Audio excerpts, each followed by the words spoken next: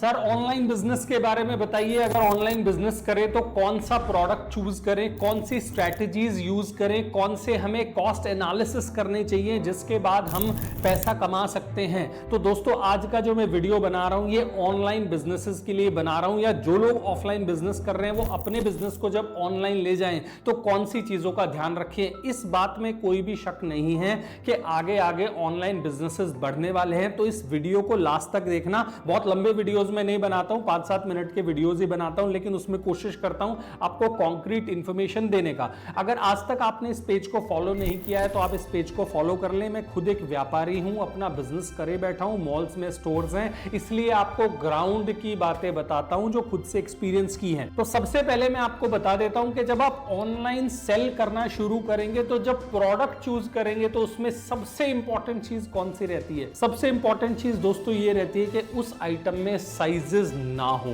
For example let's say अगर आप apparel बेचना शुरू करते हैं या आप फुटवेयर्स बेचना शुरू करते हैं तो आपके पास सबसे बड़ी जो प्रॉब्लम रहती है वो ये रहती है कि आप कस्टमर को, for example medium size customer ने ऑर्डर किया, कस्टमर के यहाँ मीडियम साइज जाएगा, वो पहन के देखेगा, उसको कंफर्टेबल नहीं होगा तो आपके पास एक्सचेंज और रिटर्न्स बहुत ज्यादा आएंगे।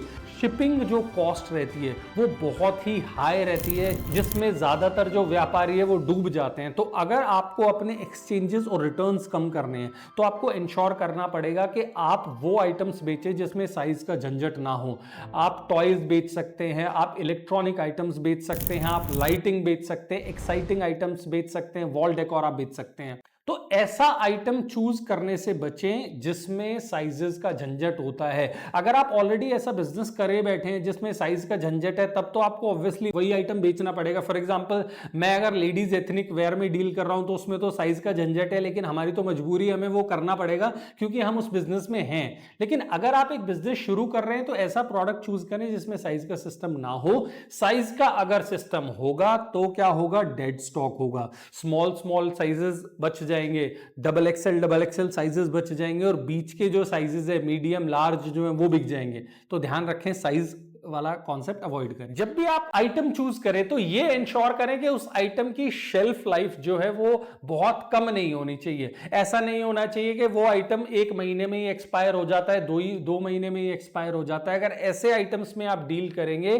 तो आपके यहां डेड स्टॉक बहुत होगा। हो सकता है आपने 100 पीसेस खरीदे, आपके 70 पीस बिक गए, 75 पीस बिक गए और 3 महीने तक बाकी के 25 पीस रखे रह गए। तो जो आपका प्रॉफिट होना था वो तो सारा डेड हो जाएगा। तो ये इंश्योर करें कि जो भी आइटम्स आप बेचें उसकी शेल्फ लाइफ अच्छी होनी चाहिए। आप इलेक्ट्रॉनिक्स बेच सकते हैं, जैसे मैंने और भी आइटम्स अभी आपको बताए थे, वो सब आप आइटम्स बेच सकते हैं, लेकिन कोशिश करें कि पेरिशेबल आइटम्स जो हैं वो शुरू में बेचना अवॉइड करें। नंबर 3, शिपिंग कॉस्ट खा जाती है व्यापारी को ऑनलाइन बिजनेस में। तो आपको क्या इंश्योर करना है कि आपके जो प्रोडक्ट का साइज है ना, जितना छोटा होगा उतना अच्छा है। जितनी बड़ी पैकेजिंग होगी शिपिंग कॉस्ट उतनी ज्यादा होगी। तो मान लो आपका जो प्रोडक्ट है वो इतना बड़ा है और है 250 रुपए का ही, तो उसकी कम से कम 100, 125, 150 रुपए तो शिपिंग कॉस्ट आ जाएगी। आप कमाएंगे क्या? तो जो आपका प्रोडक्ट हो ना वो उसका साइज छोटा होना चाहिए। जितना छोटा साइज होगा शिपिंग कॉस्ट कम होगा और वहां पे आप पैसा कमा सकते हैं। नंबर 4,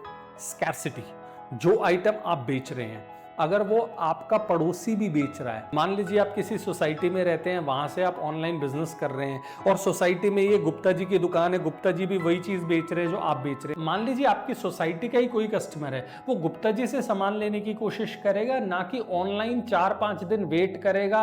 और ऑनलाइन बिजनेस में कितना भी हम कह लें, लेकिन लोगों के बैक ऑफ द माइंड में ये रहता है कि कहीं वेबसाइट जहां पे हम ऑर्डर कर रहे हैं फेक तो नहीं है, कहीं ऐसा तो नहीं है कि इनके पॉलिसीज बहुत खराब हो, बाद में एक्सचेंज रिटर्न ना करें। तो लोग कोशिश यही करते हैं कि अपने आसपास से खरीदा जाए।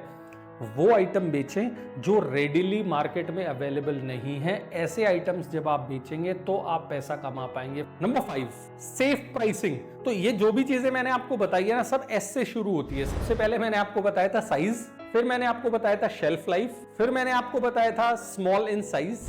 तो जो भी मैं 5 चीजें आपको बता रहा हूं वो एस से शुरू होती है। तो ये 5S है। पहला साइज, नो साइज, उसमें कोई साइज नहीं होना चाहिए। दूसरा मैंने बताया था शेल्फ लाइफ ज्यादा होनी चाहिए।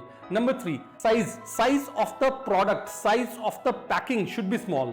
नंबर 4, स्कैर्सिटी, बहुत रेडिली अवेलेबल हर जगह वो चीज नहीं मिलनी चाहिए। Number 5, safe pricing, safe pricing का क्या मतलब है? सेफ प्राइसिंग का मतलब ये है, मान लो आप ऑनलाइन कोई प्रोडक्ट बेच रहे हो 70 रुपए का, 50 रुपए तो उसमें भेजने की कॉस्ट ही आ रही है, उसके बाद रिटर्न एक्सचेंज आप कुछ नहीं कमा पाएंगे। और अगर आपने मान लो उसकी आपका जो प्रोडक्ट है उसकी कॉस्ट 12,500 रुपए है, तो नया बायर तो आपसे खरीदने में बचेगा, वो रेप्यूटेड जो वेबसाइट है उनसे ही खरीदने की कोशिश करेगा या ऑफलाइन खरीदने की कोशिश करेगा। तो ऑनलाइन के लिए जो सेफ प्राइसिंग रहता है वो 300 से 3,000 के बीच में रहता है। 300 से ऊपर की चीज कमाओगे तो आप जो शिपिंग कॉस्ट है उसके साथ प्ले कर पाओगे, 50-60 रुपए आप 300 रुपए में से दे सकते हो। और 3,000 तक की जो चीज रहती है, 3,500 तक की चीज रहती है, 2,500 2,000 तक की चीज जो रहती है, इसमें कस्टमर खर्च कर लेता है। उसको अगर रिस्क भी रहता है, डर भी रहता है, तो ये रहता है 2,500 रुपए ही जाएंगे। बहुत ज्यादा पैसे ऑनलाइन लोग खर्च नहीं करते हैं नई वेबसाइट पे स्पेशली। तो दोस्तों, जब आप ऑनलाइन कोई भी चीज सेल करना शुरू करें तो इन चीजों का आप ध्यान रख लें। एक और चीज दोस्तों आपको यह बता देता हूं कि जब आप मार्केट प्लेसेस पे बेचते हैं, फॉर एग्जांपल आप Amazon पे बेचते हैं, आप लोग फ्लिपकार्ट पे बेचते हैं, तो Amazon और फ्लिपकार्ट पे कमीशंस बहुत ज्यादा रहते हैं, 17%, 18%, 20%, 25%, 30% तक कमीशन रहते हैं। उसके बाद जब आप कोई प्रोडक्ट कस्टमर के यहां भेजते हैं, आपका रिटर्न्स और एक्सचेंज पे कोई कंट्रोल नहीं होता है। बहुत सारा माल डैमेज आ जाता है कस्टमर की तरफ से, बहुत सारा माल कस्टमर यूज करके भेज देते हैं, और आपको रेटिंग खराब नहीं करना, इसलिए अननेसेसरीली आपको उसको एक्सेप्ट भी करना पड़ता है। उसके बाद इन्हीं पोर्टल्स पे अपने प्रोडक्ट को ऊपर दिखाने के लिए इन्हीं कंपनी को आपको मार्केटिंग कॉस्ट पे करना पड़ता है। तो मोटा मोटा दोस्तों, जब आप बड़े पोर्टल्स पे Amazon, फ्लिपकार्ट या इस तरह के पोर्टल्स पे बेचते हैं तो पैसा बचाना बहुत मुश्किल हो जाता है। आप प्रोडक्ट सेल कर देंगे, आपको लगेगा मेरी 5 लाख की, 6 लाख की, 10 लाख की सेल हो गई है, लेकिन पैसा बचाना बहुत मुश्किल हो जाता है। मेरा जो स्ट्रॉन्ग रिकमेंडेशन रहता है ऑनलाइन शॉपिंग के लिए वो ये रहता है कि आप अपने पेजेस बनाएं, सोशल मीडिया पे ऑर्गेनिकली अपने पेज को ग्रो करने की कोशिश करें। जितना पैसा आप Amazon, फ्लिपकार्ट या दूसरे प्लेटफॉर्म्स को मार्केटिंग फीस का देते हैं, इतने में आप एक डिजिटल मार्केटिंग एजेंसी हायर करके अपने पेज को ऑर्गेनिकली ग्रो करा के बिना एड्स के माल बेच सकते हैं। और जब आप माल अपने ब्रांड का बेचेंगे तो आपके पेज का एडवर्टीजमेंट होगा, आपके पास रिपीट कस्टमर्स आएंगे। आपने Amazon पे बेच दिया, फ्लिपकार्ट पे बेच दिया, तो आपके पास रिपीट कस्टमर्स नहीं आएंगे। वो कस्टमर Amazon या फ्लिपकार्ट का बनाए, आपका नहीं बनाए, लेकिन आप अपने पेज से बेचेंगे तो हो सकता है वो कस्टमर आपके साथ 20 साल, 25, 30 साल तक जुड़ा रहे और आपसे सैकड़ों बार सामान खरीदे। तो मेरा स्ट्रॉन्ग रिकमेंडेशन हमेशा दोस्तों यही होता है कि धीरे भागने वाला घोड़ा बने, दूर तक भागने वाला ऐसा ना हो घोड़ा तेज तेज भाग के 50 मीटर भागा और वहीं पे ध्वस्त हो गया। Amazon, फ्लिपकार्ट मैं पर्सनली रेकमेंड नहीं करता हूं। जिन लोगों को भी मैं पर्सनली जानता हूं जो Amazon या फ्लिपकार्ट पे बेचते थे, वो सब अपने पोर्टल्स पे अब आ गए हैं। आप थोड़ा सा सर्वे करें, अपने पेजेस फ्री में बनाएं, डिजिटल मार्केटिंग एजेंसी को हायर करें, अपने पेजेस को आप ग्रो करें। 1, 1.5 साल, 2 साल हो सकता है वहां से कम पैसा कमाएं या पैसा ना कमाएं, लेकिन धीरे धीरे करके ना मजा आने लग जाएगा। ऑनलाइन बिजनेस बढ़िया है अगर अपने पेजेस से करें। और जो आपका क्वेश्चन हो वो मुझे कमेंट बॉक्स में पूछ लेना, मैं कोशिश करता हूं कि कमेंट्स का खुद से मैं रिप्लाई करूं। वैसे आपको मैंने बताया था मेरा बिजनेस है और मैं कंटेंट भी बना रहा हूं, तो समय डेफिनेटली मेरे पास कम रहता है, लेकिन मैं कोशिश करता हूं कि जो मेरे फॉलोअर्स मुझसे कमेंट में क्वेश्चंस पूछते हैं मैं उनको आंसर करने की कोशिश करता हूं। तो जो भी आपके दिमाग में क्वेश्चंस हो आप कमेंट में पूछ लें, क्वेश्चंस ना हो तो कमेंट में मुझे ये बता दें कि अगला वीडियो कौन से टॉपिक पे बनाऊं। मैं कोशिश करूंगा आपको और नॉलेज देने की। मिलते हैं नेक्स्ट वीडियो में। Thank you.